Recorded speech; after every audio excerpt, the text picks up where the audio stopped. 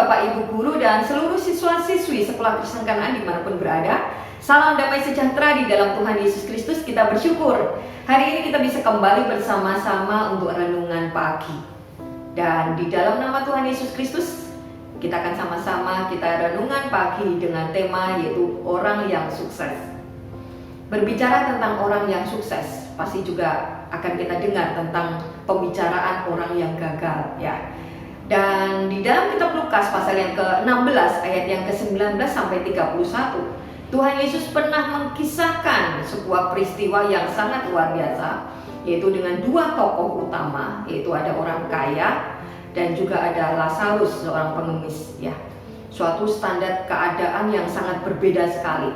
Orang kaya pasti kita tempatkan pada posisi yang tinggi, ya. Kenapa? Dia punya uang, ya. Dia punya segalanya. Sedangkan Lazarus, seorang pengemis dan tubuhnya penuh dengan borok, pasti kita tempatkan di posisi yang di bawah, ya. Pandangan pada manusia biasa seperti ini. Tetapi mari kita sama-sama kita renungkan, apakah pandangan masyarakat umum bahwa orang yang sukses adalah orang yang punya uang, orang yang sukses adalah orang yang punya kedudukan, orang yang sukses adalah orang yang bisa menikmati hidupnya dengan kesenangan, ya. Apakah seperti itu di mata Tuhan? Dan orang yang gagal, biasa di dalam kehidupan kita lihat orang itu gagal karena dia tidak punya pekerjaan, karena dia tidak punya uang, karena hidupnya menderita. Itu pandangan manusia pada umumnya. Tetapi ternyata di dalam kitab Lukas pasal 16 ini, ternyata pada saat akhir hidupnya, setelah mereka mati, keduanya mati, ya, Lazarus mati dan rohnya dibawa ke suatu tempat yang indah yaitu Firdaus, dan dia duduk di pangkuan Abraham. Sedangkan orang kaya ini juga mati dan rohnya berada di alam maut, ya. Suatu keadaan yang berbalik, bertolak belakang.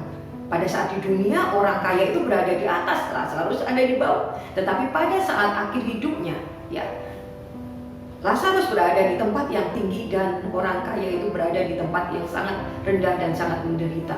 Kenapa hal itu terjadi? Ya, ternyata pandangan orang sukses di mata Tuhan dengan pandangan orang sukses di mata manusia sangat berbeda sekali. Ternyata di mata Tuhan, orang yang sukses itu bisa kita lihat standar kesuksesan di mata Tuhan adalah di dalam kitab Yohanes pasal yang ke-15 ayat yang ke-8. Bunyinya, dalam hal inilah Bapakku dipermuliakan, yaitu jika kamu berbuah banyak. Dengan kata lain, bahwa orang yang sukses, ya, itu adalah orang yang bisa menghasilkan buah yang banyak untuk kemuliaan nama Tuhan. Yaitu dia hidup di dalam kasih, kasih kepada Tuhan, kasih kepada sesama. Orang yang hidup di dalam kedamaian, orang yang bisa melakukan dalam kehidupannya kelemah lembutan dan juga mempunyai sifat-sifat penting yang lainnya, yaitu melakukan firman Tuhan di dalam kehidupannya. Itulah merupakan orang-orang yang sukses di mata Allah. Oleh karena itu, Bapak, Ibu, dan anak-anak yang terkasih di dalam Tuhan, apakah kita mau menjadi orang yang sukses di mata Tuhan? Ya, karena berbeda sekali. Orang yang sukses di mata manusia belum tentu sukses di mata Tuhan. Orang yang gagal di mata manusia belum tentu gagal di mata Tuhan. Oleh karena itu, marilah kita semua pasti kita menginginkan kita bisa sukses di mata Tuhan, karena hal itu adalah hal yang indah, yaitu mari kita melakukan firman Tuhan. Dan biarlah renungan pagi ini menjadi berkat untuk kita semua. Tuhan Yesus memberkati. Amin.